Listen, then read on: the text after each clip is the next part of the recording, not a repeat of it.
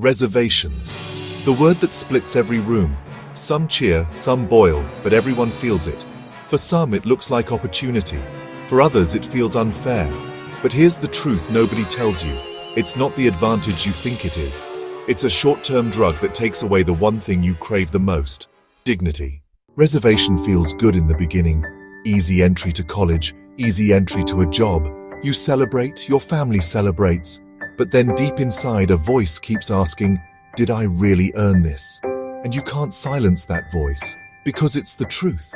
Seats can be reserved, salaries can be reserved, but respect cannot be reserved. People around you, the so-called well-wishers, keep saying, you can't survive without it. The system is stacked against you. You need this crutch. It sounds like support. It feels comforting. But that comfort is poison. A real friend doesn't feed your weakness. A real friend tells you the truth. You are capable enough to win without shortcuts. You don't need pity. You need pride. And let me be clear, this is not about any one community. This is not about SC, ST, OBC, or anyone's identity. This is about a system that creates dependence instead of dignity. A system that holds back the very people it claims to uplift. And here's the biggest joke. The same people who promote this dependency, their own children never touch it. Their kids go to Harvard, Oxford, Stanford. They don't stand in line here. Their future is already secured. They leave you to fight for scraps, while their children walk straight into boardrooms, foreign universities, and power. They will never face the struggles that this system creates for you. Yes, reservation can put you in a government office. But when you sit at that desk, people don't just see your work. They question your merit. That doubt follows you everywhere. In the office, in society, even in your own head.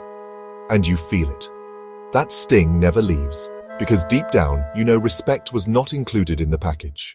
Education is supposed to be the ladder out of poverty. For millions of families, it's the only hope. But what happens when that ladder is turned into a crutch? Instead of lifting people higher, it keeps them dependent. You may get a seat today, but tomorrow the nation loses.